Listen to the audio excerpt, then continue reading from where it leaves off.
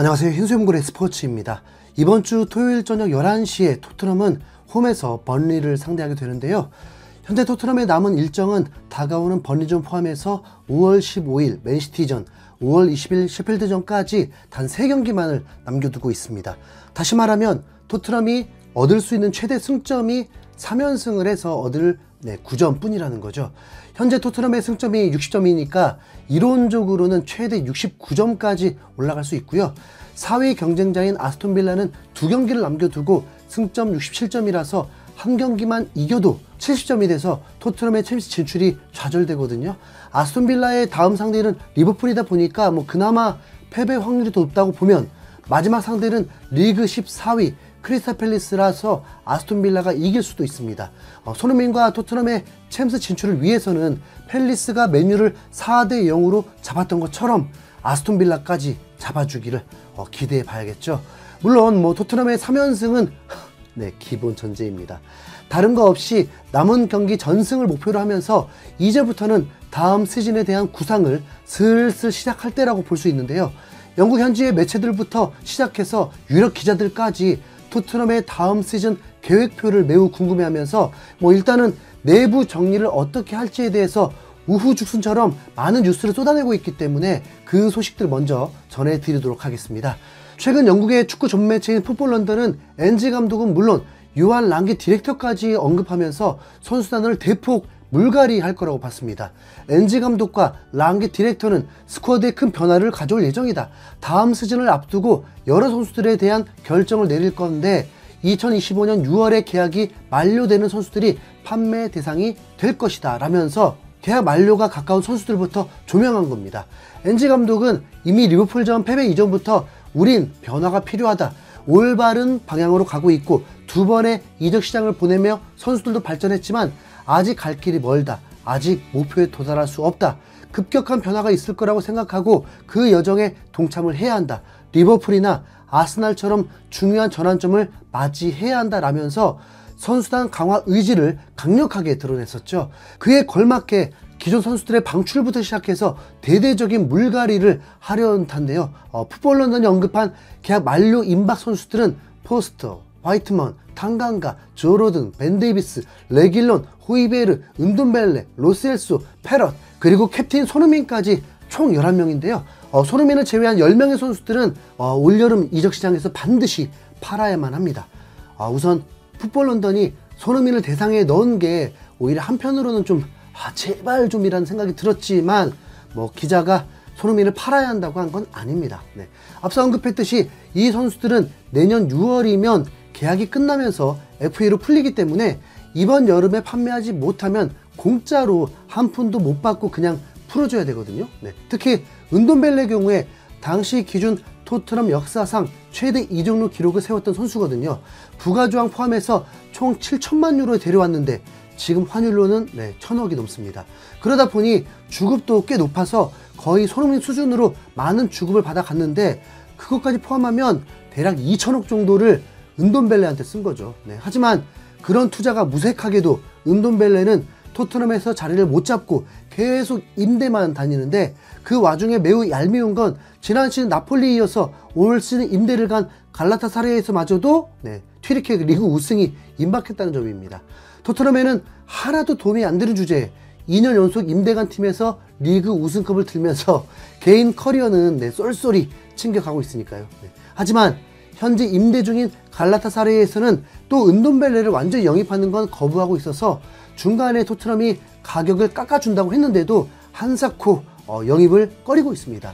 콘테 시절에도 불량한 태도로 주목받으면서 토트넘에서 일찌감치 방출 대상으로 찍혔던 선수고 갈라타사라이 임대 중간에는 햄버거 폭식으로 체중 관리에 대실패했던 충격적인 사건까지 겹치면서 은돈벨레를 데려갈 팀이 없는 겁니다. 하나로 2천억 이상의 금액을 투자했다고 보면 이대로 상장 폐지가 될 가능성이 유력한 선수죠. 때문에 풋볼 런던에서도 은돈벨레 처분에 대해서 레비 회장과 토트넘은 이번 여름 은돈벨레를 두고 또 한 번의 도전을 펼칠 예정이다.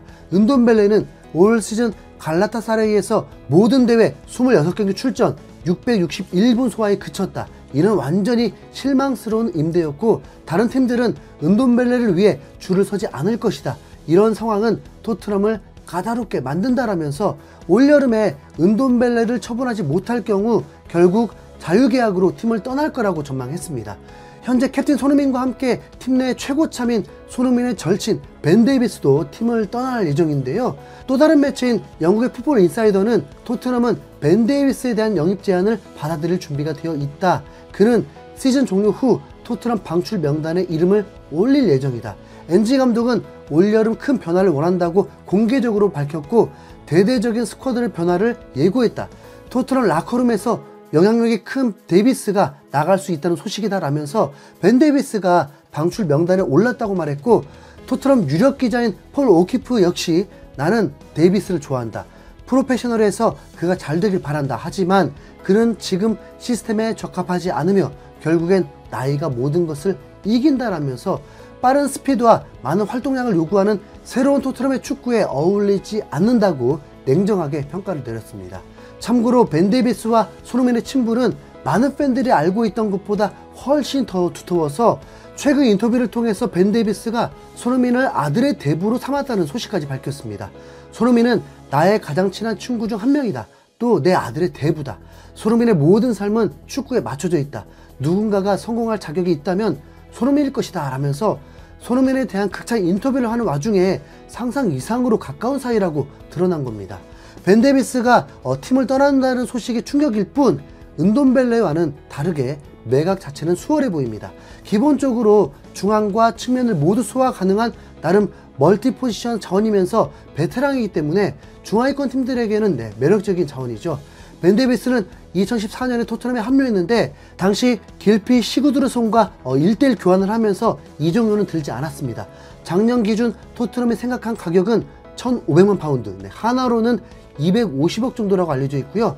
또 영국의 정론지인 타임즈 보도에 따르면 계약 만료가 임박한 선수들 뿐만 아니라 올 시즌 주전으로 활약했던 선수들 가운데에서도 방출될 선수가 있다고 하는데요.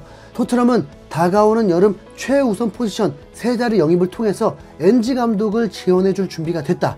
새로운 선수 영입을 위해 최대 7명까지 방출할 수 있다라면서 히샬리송을 포함해서 비수마, 호이비에르, 에메르송, 로셀소, 세세뇽, 힐까지 7명을 거론했습니다.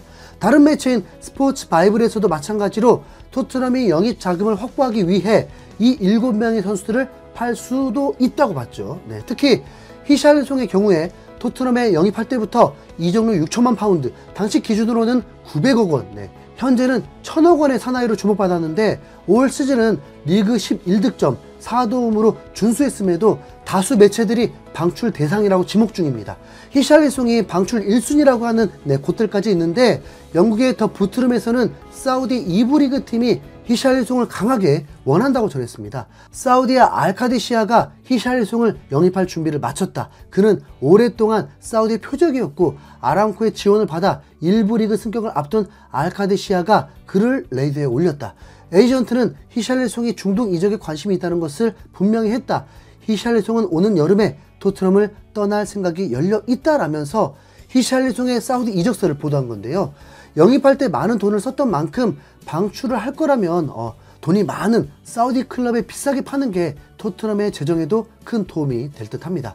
정확히 얼마가 될지 모르겠지만 5천만 파운드 이상이면 적절하지 않을까 싶네요. 자, 그러면 계산기 한번 두들겨 볼까요?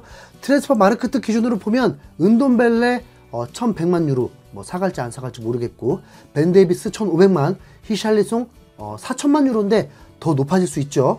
비수마 3,500만 유로, 호이베르 2천만 유로, 에메르송 1,800만 유로, 로셀소 1,600만 유로, 세세뇽 1,300만 유로, 브리아닐 1,600만 유로입니다. 거기다 임대 선수들 윙크스, 스펜스, 로돈, 탄강가 이 선수들도 몇백만 유로 정도는 됩니다. 그러면 이 선수들이 다 정리된다고 하면 최소 2억 유로 이상 되거든요. 약 3천억 이상입니다. 어쨌든 레벨 높은 선수들을 영입하기 위해서 위 선수들을 정리하고 들어온 돈에 케인 팔고 남은 돈에 구단은 프리미어리그에서 최고의 흑자를 내는 구단이기도 한 만큼 다음 시즌 투자할 총알은 충분하게 됩니다. 보내야죠.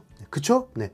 근데 비수마는 그래도 포지션 기준 2인자 정도 가치는 충분해서 팔지 않는 게 더 나아 보기도 하는데 여러분의 생각은 어떠신가요? 네. 아마도 손흥민이 재계약한다는 전제로는 선수들을 파는 것보다 어떤 선수들을 데려올 것이냐를 더 궁금해 하실 것 같은데 그 부분도 집중 조사해서 전해드리도록 하겠습니다. 이상 흰수염고래였습니다. 감사합니다.